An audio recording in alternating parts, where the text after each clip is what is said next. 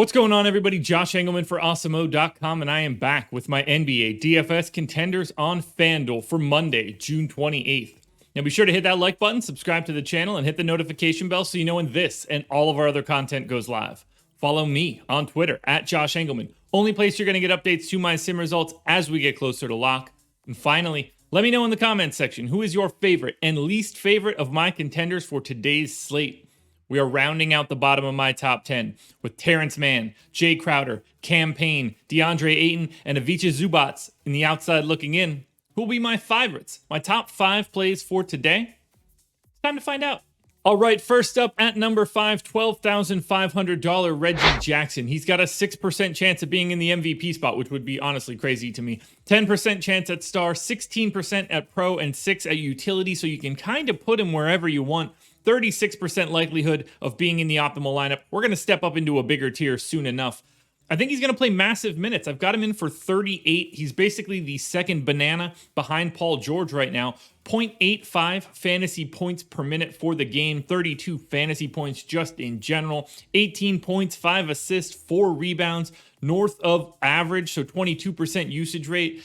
It is a slow game here, and I don't know how well that fits Reggie Jackson, but I don't think they have much of a choice. The Clippers are the slowest team in the league. Phoenix is the 5th slowest team in the league. It's not going to be a track meet, that much I can tell you. So you got to get it while you can. Guys that can create their own shots have a little bit more value for me, and Reggie Jackson is one of the few guys in this series that can do that.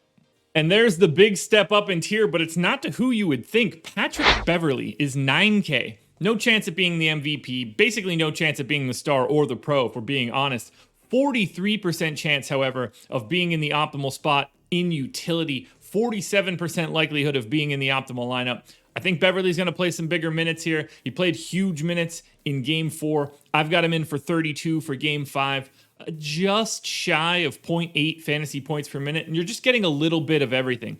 9 points, 4 boards, almost 4 assists, 2 stocks, and that's the real key. You need Beverley to be active defensively. If he can get himself a steal or two, this is going to feel a lot better. But at 9K, there's not a ton of value out there right now, and I think Beverley works perfectly given my minutes expectation.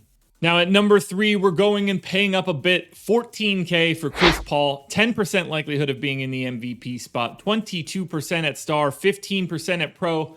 And you're probably not using him at utility. 48% likelihood overall of being in the optimal. Paul's playing the huge minutes. I didn't expect it that first game back, but Cam Payne's injury forced their hand. Now it's just going to happen. 38 minutes for Paul. Right at a fantasy point per minute. 38 fantasy points overall. 17, 8.5, and 4.5. You know what you're getting out of Chris Paul at this point. I think he takes over this game. I think they win this game. Plus, you still have the opportunity of getting 2 stocks, more specifically steals. Chris Paul's not going to be blocking a lot of shots, but 1.7 projected steals is pretty nice. 14K doesn't seem like all that problematic of a price tag, and I like the fact that he shows up enough in MVP, Star, and Pro that you can really mix and match him through all 3 spots and feel like you're getting every piece of the lineup. Just keep him out of utility. 14K is too much.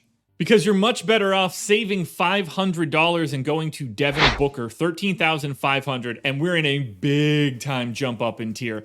19% likelihood at MVP, 24% at star, 19% at pro, and you still even get 2% at utility, but I probably wouldn't have him there. 64% chance of being in the optimal. We are way ahead of Chris Paul here.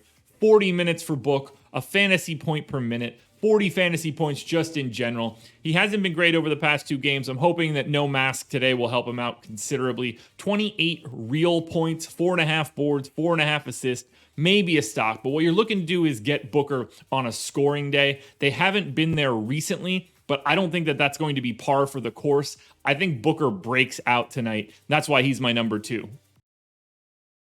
Now, before we get to that number 1 contender, one last reminder, hit that like button, subscribe to the channel, and hit the notification bell so you know when everything goes live. Then, head on over to Twitter and follow me, at Josh Engleman. Only place you're going to get updates to my sim results as we get closer to lock. Finally, comment section underneath this video. I need your favorite contender, your least favorite contender, and the guy that you thought should have been on this list that you did not see.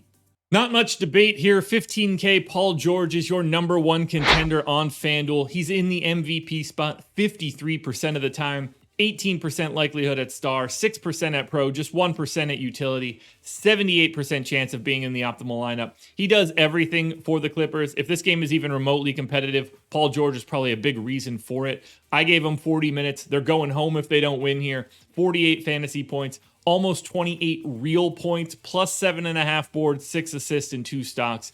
He has the biggest ceiling of anyone on this slate, including Devin Booker, and I don't think that it's particularly close because of the way that he can impact the rest of the game.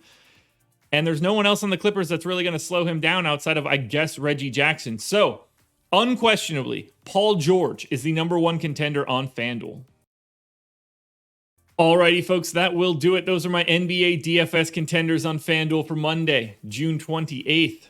There is no process show, unfortunately, which makes me sad, but the DraftKings version of this video is around here somewhere. Strategy show, 10 a.m. with Lofty, live before lock tonight at 8 p.m. with Lofty again, I believe. And keep your eyes peeled for the breakfast menu, my and Ben Raz's best 3 bets for the day. It's been going well so far. Recapping today, plus 3 new bets from each of us. So make sure you've got your eyes peeled for that video. Good luck today, everybody. I'll talk to you again tomorrow morning for another edition of the Contenders.